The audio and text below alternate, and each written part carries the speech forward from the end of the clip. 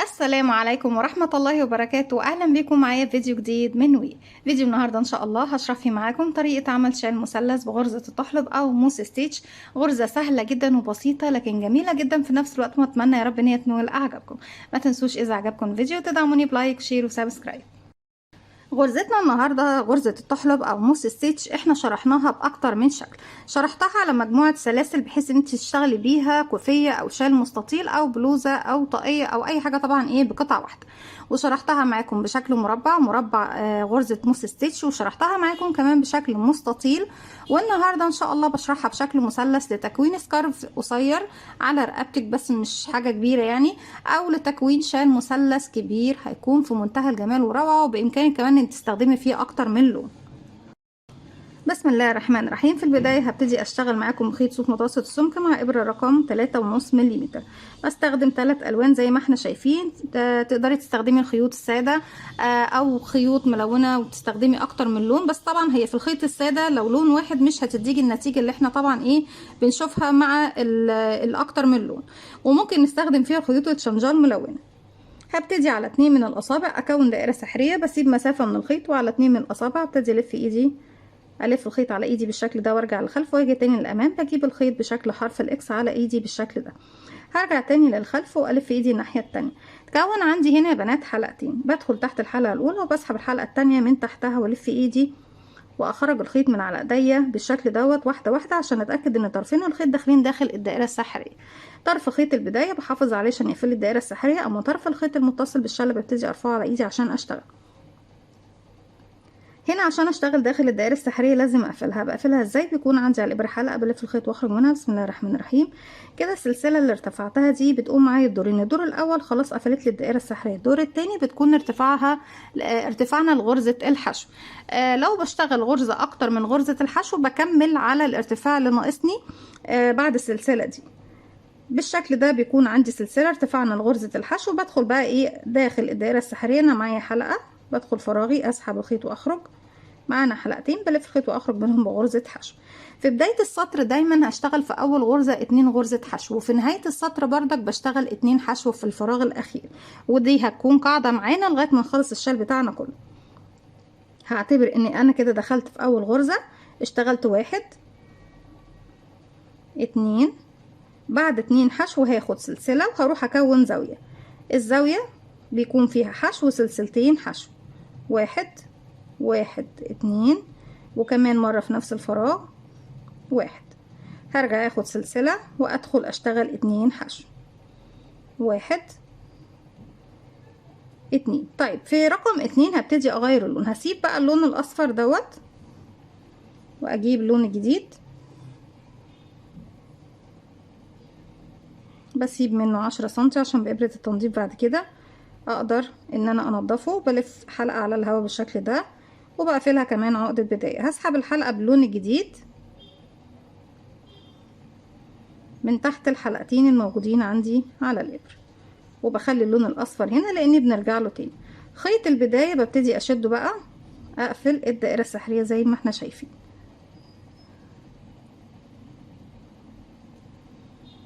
هبتدي ارتفع السلسلة ارتفاع غرزة الحشو والف شغلي الناحية التانية. فوق اول فراغ ببتدي اشتغل 2 غرزة حشو زي ما اتفقنا، في البداية 2 وفي النهاية 2، 1 كمان مرة في نفس الفراغ 2.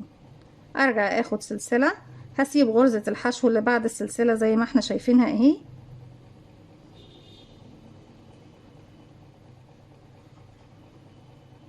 ادي غرزة الحشو، وبدخل بعد كده في بسم الله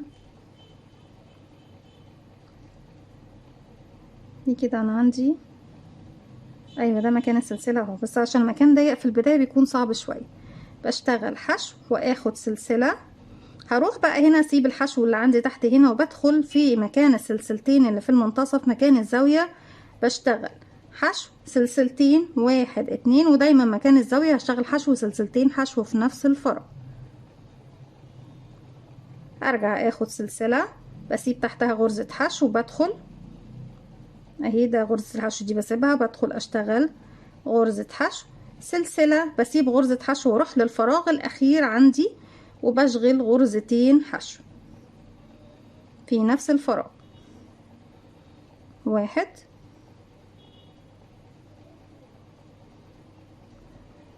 كمان في نفس الفراغ 2. بس في رقم 2 هبتدي اغير اللون للون التالت. كل الخيوط طبعا الزيادة دي في النهاية بإبرة التنظيف بتنضفيها ايه بكل سهولة. هسحب بقى من الخيط من الحلقتين اللي عندي على الإبرة بالشكل ده، وهبتدي ارتفع سلسلة الف شغلي الناحية التانية فوق اول فراغ بشتغل 1 كمان مرة في نفس الفراغ 2. طيب القاعدة بتاعتنا اظن ان احنا حفظناها خلاص. سلسلة هسيب تحتها غرزة وهروح فوق مكان السلسلة واشتغل حشو. سلسلة هسيب غرزة الحشو واروح مكان السلسلة واشتغل بسم الله الرحمن الرحيم اشتغل حشو. سلسلة وهتقابلني السلسلتين اللي هي ما بين غرزتين الحشو يعني زاوية. هشتغل حشو 1 2 كمان مرة في نفس الفراغ حشو. انا كده كونت زاوية جديدة اشتغل فيها فوق.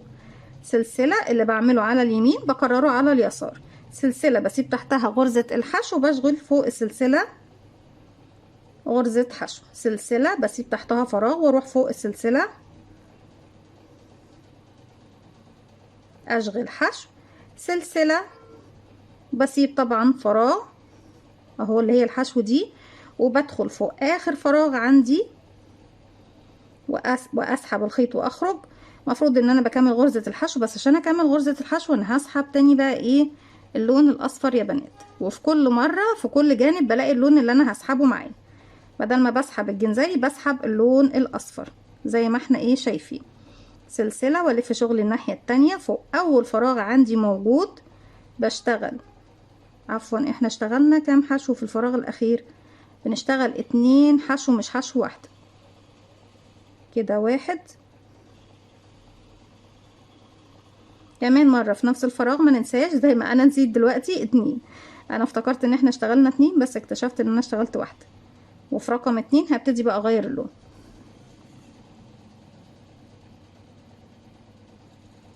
سلسلة الف شغل الناحية التانية فوق اول فراغ بشتغل 2 حشو 1 كمان مرة 2. دايما في اول غرزة 2 وفي اخر غرزة 2 يا بنات. سلسلة هسيب تحتها غرزة الحشو واروح فوق السلسلة اشغل حشو. سلسلة نسيب تحتها فراغ وفوق السلسلة بشغل حشو. سلسلة اسيب فراغ واروح فوق السلسلة اشغل حشو. سلسلة وهبص الاقي نفسي وصلت ايه للزاوية اللي هي حشو سلسلتين حشو فوق السلسلتين بشغل زاوية تانية حشو 1 2 سلسلة كمان مرة في نفس الفراغ حشو. وبكرر تاني على اليسار اللي عملناه على اليمين. سلسلة بسيب تحتها فراغ واروح للسلسلة اللي تحت اشغل فوقيها حشو. سلسلة نسيب فراغ ونشغل فوق السلسلة اللي تحت حشو. سلسلة نسيب فراغ ونشغل فوق السلسلة اللي تحت حشو. سلسلة المرة دي مش هسيب بقى الفراغ اللي انا بسيبه مش تحت اللي هي عندي غرزة الحشو اللي هي اللي قبل الاخيرة، هروح للاخيرة اشغل حشو وكمان مرة حشو وابتدي بقى اسحب ايه اللون الجنزاري، لا اللون الايه الطوبي عفوا هنا عندي الطوبي اللي معايا في نفس الاتجاه.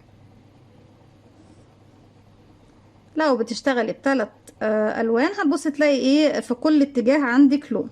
لو ب6 الوان هتبص تلاقي ايه عندك في كل اتجاه فيه اكتر من لون. برتفع سلسلة نظبط بس خيطنا بالشكل ده اخر غرزة. سلسلة ولف شغل الناحية التانية. بصوا شكل الشغل طبعا بدأ يظهر ويبان. اول فراغ بشتغل فيه 2 حشو انكريز، بعمل تزايد في اول غرزة واخر غرزة 1 2 ده كده 2 في اول فراغ. سلسلة بتكون تحتها غرزة الحشو بسيبها وبروح فوق السلسلة اشتغل حشو. سلسلة بسيب الحشو فوق السلسلة بشتغل حشو. سلسلة بنسيب فراغ اللي هو الحشو بشتغل حشو فوق السلسلة. سلسلة بسيب تحتها فراغ وفوق السلسلة بشتغل حشو. سلسلة هلاقي نفسي ايه وصلت للزاوية بشتغل فيها زاوية جديدة حشو سلسلتين حشو.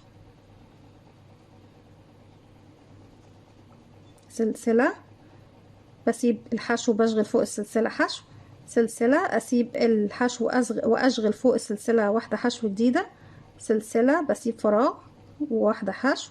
سلسلة بسيب فراغ وواحدة حشو سلسلة، بسيب الغرزة دي وبروح للأخيرة وبتكون جاية بكيرف مايل. بصوا يا بنات هي مش ظاهرة خالص، لكن حرف الفي ليها اهو، ما تنسوش الرقم بتاعها. بشتغل غرزتين، اول غرزة بتكون طبيعية، تاني غرزة بدخل اسحب الخيط واخرج. هسيب بقى اللون دوت وببتدي اشوف مين اللون اللي معايا موجود على نفس الخط، هو اللون الجنزاري. هبتدي اسحبه من الحلقتين الموجودين عندي على الابرة، وببتدي اكرر ارتفع سلسلة والف شغل الناحية التانية. زي ما قلنا اول فراغ بشتغل فيه مرتين حشو، واحد انكريز تزايد، اتنين سلسلة حشو سلسلة حشو سلسلة حشو، كل سلسلة باخدها من فوق بسيب تحتها فراغ من تحت، وبفضل بقى اكرر بنفس الطريقة. مش هطول عليكم، خلاص فكرتنا كده وضحت، واعتقد ان هي سهلة وسهلة على الكل كمان، ما فيهاش شغل كتير، ما فيهاش حوار. عفوا بس الكاميرا فصلت معانا، يعني انا بقول لكم ما فيهاش شغل كتير، ما فيش حوارات فيها ولا ارتفاعات مختلفة ولا غرز مختلفة، هي غرزة واحدة اللي بنشتغلها وتصميم واحد وطريقة واحدة.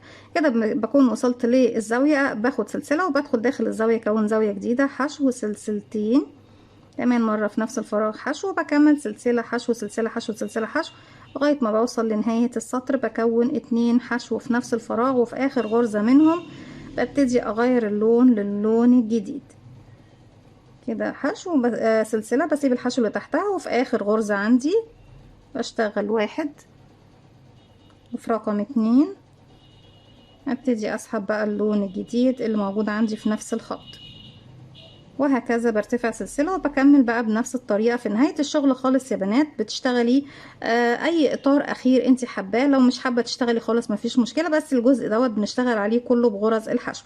فوق كل غرزة بشتغل غرزة حشو، وممكن كل 3 غرز تشتغلي غرزة بيكوت فوقيها، وكمان حتى كمان الاطار اللي هو في الجنبين هنا ممكن تشتغليه بنفس الطريقة، انك تشتغلي غرز بيكوت مع غرزة الحشو اللي انت بتشتغليه. طيب بيكون ازاي دوت عشان برضك ما تكونش في حاجة صعبة عليكم؟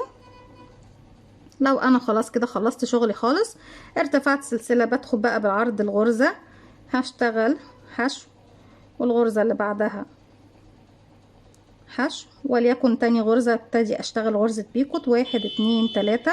هسيب ال3 سلاسل واجي فوق الحلقة الامامية للغرزة اللي احنا اشتغلناها الاخيرة، والحلقة اللي داخل جسم الغرزة هسحب الخيط واخرج من الحلقتين دول من الحلقة اللي عندي على الابرة. هرجع في الغرزة اللي بعدها حشو،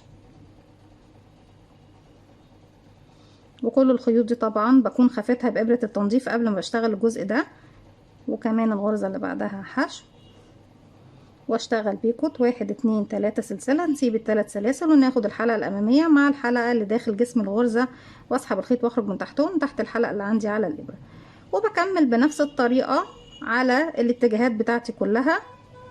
باجي للغرزة اللي هنا في الزاوية بشتغل فيها 3 حشو، وفي الحشو اللي في المنتصف فيها بتكون غرزة البيكوت. بيكون عندي طبعا الإطار الأخير للشكل المثلث عندي كله بغرز الحشو مع البيكوت، بتكون جميلة جدا وسهلة وبسيطة ومميزة.